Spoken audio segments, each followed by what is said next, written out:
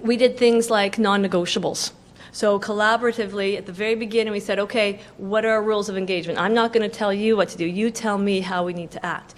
Wrote them all down. You know, you have to be polite. You've got to have a good tone of voice. One of the rules was you've got to put up your hand when you speak. We put it down there. We realized after a day or two that putting up our hand wasn't going to work. We don't do that in a workplace. So that became a non-negotiable that felt like a non-negotiable but wasn't really. We were able to go back collaborative and say, you know what, we don't need to put up our hands. If we're doing these other things, we don't need to do that. And again, collaboratively they were able to shift how they learned and how they communicate to each other. I've got another picture. You can sort of see how it starts to go. Again, very, very organic. Everything was co-created. The third thing that was really important in our design concept was the creative space. Again, our economy is based on these small businesses. Oftentimes they're in these big old homes, they are in studios, they are in these beautifully crafted environments and atmospheres to create the brand of the county and this artisan type of world that we live in the county. So it was really important that our partners, the Red Barns, was a space that was just like that. The Red Barns is fantastic. If you ever get a chance to come down to the county, they're amazing. They call themselves an artisan's playground. Big, huge farm, beautiful, out in the country, and they've got glass blowers, blacksmiths, wood carvers, potters, stained glass, jewelry making. The artists are there creating their things right on site. They've got a gallery where they've got all of their things on display. They've got people coming in all the time for classes and to tour and to buy things and to watch the artisans at work. This was the environment that outside of our boardroom they went to, so they could actually experience what it was like to be within one of these creative businesses. They could see it at play. A lot of times when they were in there doing their workshops, doing their stained glass, visitors would come and say, oh, what are you doing? They had to interact. It was wonderful. They were surrounded by artists and they were creating. Barn crucial to your program, like it had to be already up and going in the Silver County, or like for other communities that don't have a Red Barn or like a facility with all the... Absolutely, and that's one of the reasons that we chose it, because we do have that selection of artisans where we are, and it just so happens that Leslie's curriculum has those, because in Leslie's area they also have a lot of artisans as well. But it is essential. It is essential for us. However, to have a place, but to have the artisans. To have the artisans. Right? Yes. When Leslie did her the demonstration project with blacksmithing, they did it in the back parking lot of the John Howard Society, and the blacksmiths came in every day and set up their forges and things like that. So we were very fortunate in having this space, but not having that space, don't let that keep you from doing this wonderful. But you need the artists. But And are they volunteering their time? no, we actually paid for them. But that's, yeah, but I mean, it was quite reasonable. I mean, we ended up with the Red Barns, because we did a lot of things together. It was $400 a student, and that included materials and costs and everything. When you say $400 a student, is that for a whole 8-week program? That's per module, yeah. So that's two solid weeks of all the materials, all the instructions of how to learn stained glass. 2 weeks of instruction, $400. And that's per medium. Yes. You can switch around. This is how we structured it for our business, or for our program. I think what's essential, and again for us what we were trying to create, is to have people to be able to engage in the workplaces that they would be. These are the types of places that they would work. This is where the work is available. So to be able to be comfortable in that medium.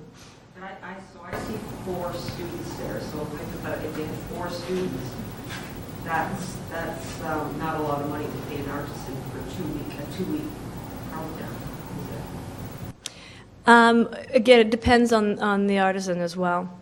We were able to have this relationship because we've done quite a series of them. But the other thing that's really important is a lot of the artists are as well want to contribute as well. It's a huge thing because it goes both ways. It does. And again, where we are, they know the benefits of the creative process. they want to share. Oftentimes it's covering their costs, but it's also fabulous community public relations as well, that they're doing things, because it helps them as well. It helps them spread what they're doing, because most of the people that we've dealt with, they are heavily invested in the community as a community. It just hit me. I had an individual come to me last week. Where are you from? I'm from Manitoulin Island. Okay. And this individual is a part of I guess he applies to the Ontario Arts Council to do projects throughout the year. And part of the mandate of him getting funds from the Ontario Arts Council is that he has to do one, a volunteer portion of that. So it could be, so when he came to me, he asked me for an afternoon for 4 weeks. That he would come in, he'd bring in all of his supplies, he'd do all of the instruction. So that might be one way to get. Absolutely. The other thing is with the Alicia curriculum, it's all done. So they don't have to do much. It's already there. So it's not like you're going to them, here, design a program for us, and here's a bunch of people to learn. Here's the curriculum. Here's what we're trying to accomplish. So it's like, it makes it much more manageable. Much easier to engage that. You know, and as well, we tailored this to our economy, to our creative economy, and this made sense for us. The Alicia curriculum, and there may be other curriculums out there as well that you might want to, again, pull in. There's different trades, that type of thing as well. How creative did your artisans get with your curriculum? Quite creative, actually. They took the curriculum and they were able to really delve into it. The jewelry making piece, we actually changed it slightly because what we wanted to do was produce product to sell, like a business. The original jewelry making is more silversmithing, so that wasn't going to quite work for our purposes. So we switched that over, and Heather at the Red Barns, you know, created. You know, she had all the stuff to make all the jewelry making. We followed a lot of the tasks that were still in the module for the classroom work, and again to focus learners on their numeracy and their literacy and those types of things. But again, it's very flexible to be able to do that. Are those programs open for us, or do we pay, do our organizations pay for those? The Alicia, No, you can download all the Alicia material for free. yeah. The entire scope of the Alicia project, and I don't want to... No, please go. This is, as I say, it's organic. The entire scope of the Alicia project was that it would be utilized in small communities across Canada. And it is negotiable with every artist that we work with in terms of the cost that we will cover. So you can download them You from... can download them from the LOX website.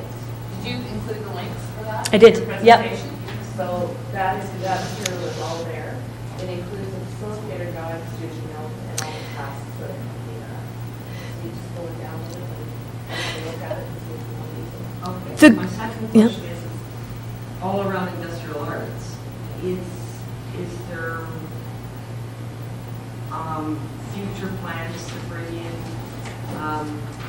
the fashion and the clothing, the sewing end of things? No, not at this point in time. That was an OLIS project that we had the opportunity to be able to do the industrial arts.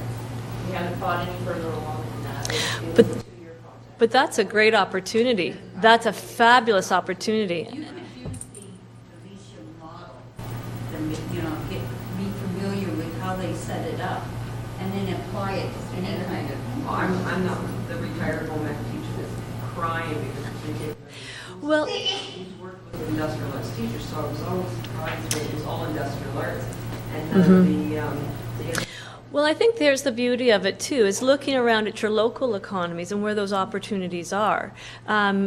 You know, using that what's already, rather than recreating the wheel, using that as the framework. And again, what we did by broadening the scope a little bit and creating a business around it is where we found great success. You know, so incorporating that and then applying it to, well, how does that work? It's nice to be able to do stained glass, but what else? And the other thing is that the Alicia gives you a model so that if you wanted to do sewing with a group, and the ministry says, well, you can't do sewing, it's not literacy and numeracy. The Alicia gives you a model of Mhm. how you can tie it together. Absolutely. How you can show that you are learning essential skills and demonstrating essential skills in the context of sewing, any, like. Absolutely. sewing is a craft. Yeah. You had a comment over here? He was first. Yeah. she's been waiting. Sorry. I'm just wondering about the participants, how were they selected? I guess not anyone could participate. I'm just curious about your Yeah. comments. Do the learners The learners we were focusing on, we didn't have an age range, which was nice. And we focused on those that were on assistance already. A lot of our learners actually came out of the Loyola School, so they were already working towards high school, but had not completed their high school degrees yet. We were able, with our partnership and through this pilot program, to be able to, they were able to get some co-op credits out of it on their other side, so that worked out really well. We also had learners from the Learning Center as well. We had a couple of people in off the street as well. So they sort of came from all over with varying interests in the program. Yeah. I can understand with the Con Ed people how insurance, WSIB type things would be handled, but just for anybody off the street, your liability is, wow. How do you? Not really, because what we have, the Learning Center has got the classroom kind of stuff. When we went off-site, the Red Barns has their own insurance. Yeah. And then we've got WSIB as well. Our students who are in our programs are covered by WS. Yeah, yeah, so, She was talking about the sewing. I've actually done that in my program. We've Have done you? Sewing and picnic tables and some carpentry stuff. I applied for and got funding to do a best practices mini conference for the First Nations programs along the North Shore of Lake Huron. And what we did was we used all of the essential, I am a teacher by trade. yeah, Developed a lesson plan, included all of the essential skills, and then we taught that to the practitioners that came in with the hopes that they would be able to go back to their programs and be able to develop a lesson plan using the essential skills to put it towards something that was unique to their area. Val's community has silk screening. Yeah. So hopefully that'll be something that they'll be able to do in the future. Yes, in the beginning, our MTCU rep was kind of, what are you doing purchasing sewing shoes? yeah. Well, we only purchased 2, the other 2 were donated. Well, So- and the other thing that we found, and again, Leslie, I'll continue to wax poetic about Leisha, which was really great, is that it allows some structure. Some people came in, and we had, like, in the stained glass and jewelry making, we had one gentleman in that group, and in the blacksmithing we had a woman in that group, and a lot of times like, well, I'm not really interested in that. But again, the transferable skills, what it does when you use the industrial arts or creative arts or the sewing, people that the traditional classroom teaching does not appeal to them. They're not interested in that stuff. You have performance expectation shift in psychological jargon, right? Where when you're in a classroom, all these memories come rushing back about not being successful at school and failing and those things. When you shift and you're given something like, nobody's ever done stained glass in this group, you're on a level playing field. You start from scratch. It's not like sitting down and opening a book and learning math. So immediately you open up the floodgates to learning. Yet you go through all the same emotions that you would if you were, say, learning out of a textbook. You go through the frustration, you go through the doubt. But when you're creating something at the end of the day, even though you were frustrated, even though you didn't know how to do it, at the end of the day you have your sun catcher. You have your necklace, you have your candlestick holder, whatever it happens to be. And we spent a lot of time debriefing. We spent a lot of time, and again, this is coming from my facilitator background. We had certain structure within the day. So every day we'd come in, we'd do a check-in. How's it going? Where are you at? If you're frazzled because of this, if you're frustrated because of that, let's find out about it. We would go around the table and do a check-in. so that people could leave that kind of baggage at the door, and also we could adjust ourselves if we know that somebody's having a bit of a rough day. At the end of the day, we did a checkout. How was your day? So nobody left feeling frustrated, that we could address those things within the